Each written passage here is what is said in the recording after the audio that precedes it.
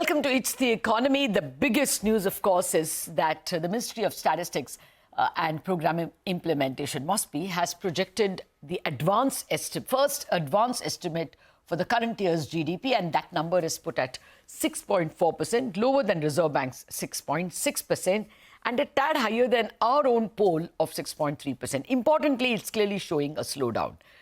It's the slowest number in 4 years. But what else can we take away from the numbers in terms of consumption, investment, future growth? We are joined by Sakshi Gupta, Vice President and Senior Economist at HDFC Bank, and Pranjul Bhandari, Chief India Economist at HSBC. Ladies, thank you very much indeed for joining me, sparing time for us. Pranjul, are you in line with 6.4, higher, lower? So look, broadly share the sentiments that it's going to be lower than we've seen in the last couple of years. But when you look at the exact numbers, we are closer to 6.2%, so slightly lower than the advance estimate. And the reason is, while we do think that second half will be better than the first half, we think the degree of improvement will not be as strong as what the CSO has come out with. Fair point. That ties in with our poll also of 6.3. Sakshi, yourself, okay with 6.4? Yeah, I think, Latha, we were estimating 6.4 for the full year and, 6.7 for the second half. I think based on a lot of the high frequency indicators that we have up till November, I think 6.5, according to me, in the second half seems achievable at this point.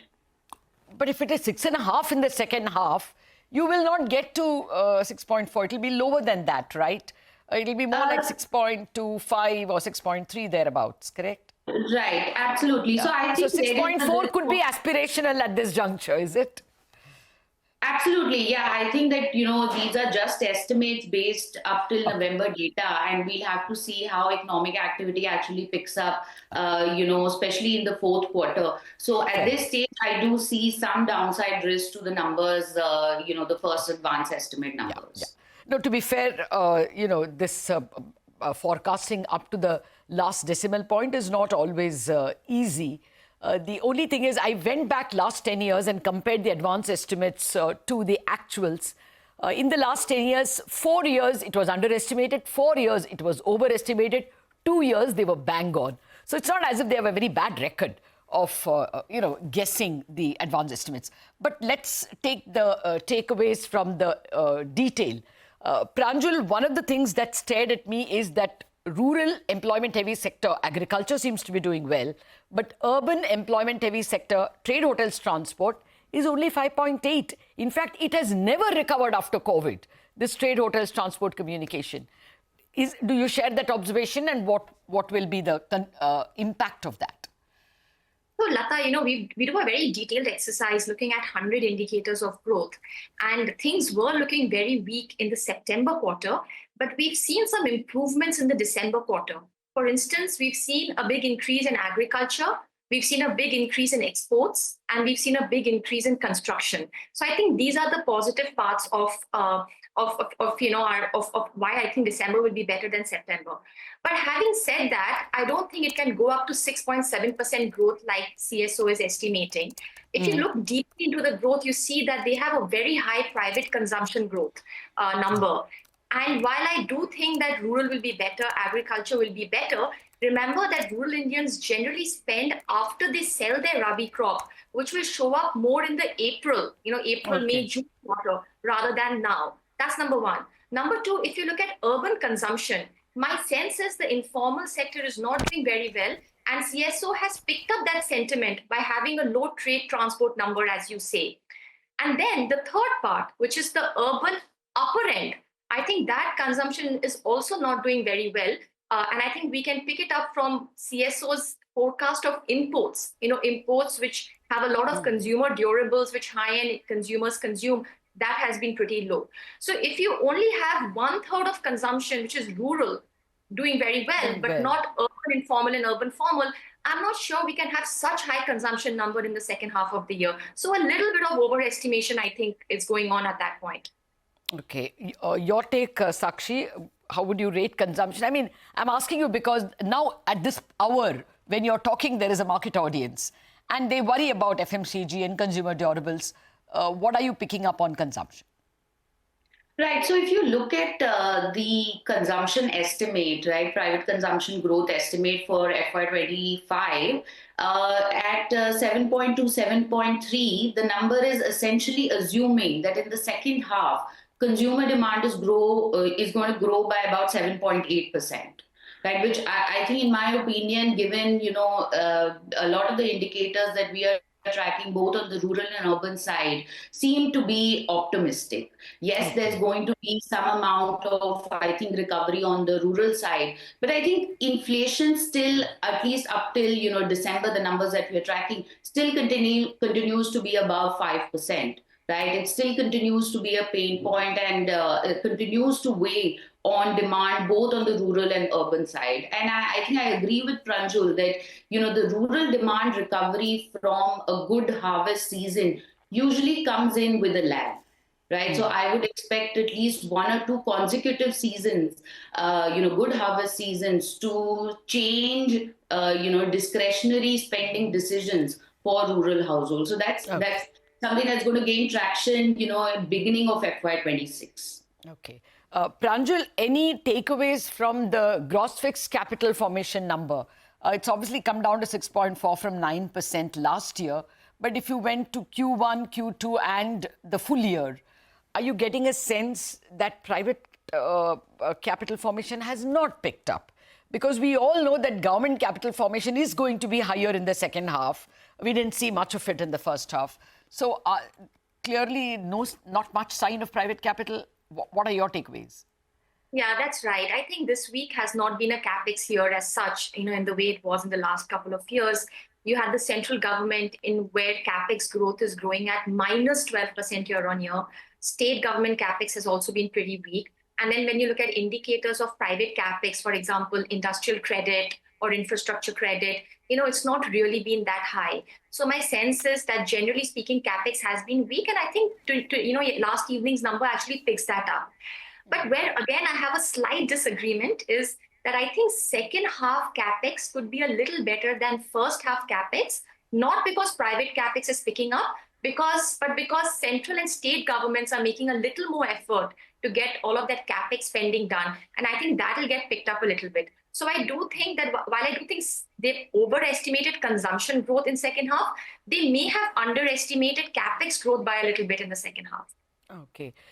Yeah, it's possible. Or, they're probably expecting government to do well, but not private to do well, which is why the average is 6.4. I mean, I'm just guessing. Even the government capex is basically pushing that 1.5 lakh crore to the states. And now they're even talking about loosening the conditions because the states are not able to access that 1.5 lakh crore because of the conditions that go with it. So clearly, even that capex is becoming a bit of a problem. Sakshi, given this kind of a capex growth and consumption, how will you estimate growth in FY26 next year? So Latha, our estimate for FY26 is that growth is going to, marginally increase to about 6.7 from 6.4 this year. As we earlier discussed, there will be some improvement, at least, in terms of cyclical improvement in consumption that is going to play out, primarily coming from the rural sector. I think on the investment side, I think even FY26 is going to continue being a story where, a lot of the investment is being pushed by the government, both the center as well as the state. I think the private capex story, I don't see a very broad-based pickup in private capital expenditure. I think there are a host of issues here from, moderate demand in the domestic market, and a lot of overcapacity globally in a lot of key sectors. I think some of these risks, at least on the global side, are not going to abate, but in fact increase next year with large economies like China.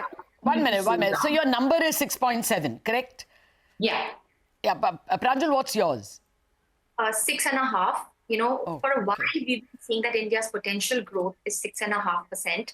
And we are now going to come back to potential from FY26 onwards. Okay. From that sense, the last 2 years were actually a bit of an exaggeration.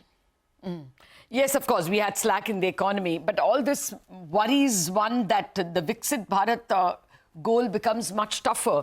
The Reserve Bank's arithmetic assumption of 7.6%, I mean, the required rate is 7.6% if you have to be a high-income economy by 2047. We aren't anywhere near 7.6. That would be a bit of a worry. Well, Sakshi, do you see how do you see next year's nominal GDP? Can they take it up to double digits at all? Or will it have to be like this year's, 9.5 or thereabouts? Well, I think, Latha, given, 6.7 real GDP growth forecast that I have, and, retail inflation at about 4.2, 4.3%, I would expect nominal GDP to be somewhere around 10.5 for FY26. Okay. And, okay, so that makes it comfortable in terms of fiscal deficit, I suppose. Pranjul, your estimates of nominal GDP and therefore the government will be comfortable on fiscal deficit, you think? Look, I think I'm in line with the advanced estimate number for nominal GDP growth of FY25, which is 9.7%. Yes. But I think for FY26, I think assuming a 10.5 run rate that like we had assumed in the last year, I think will lead to disappointments.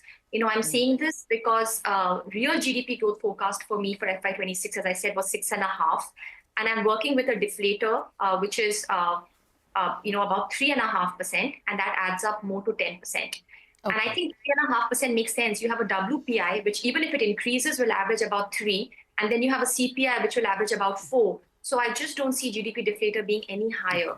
So my sense is that any higher number than 10%, assumed by the government, will only lead to disappointment. Okay.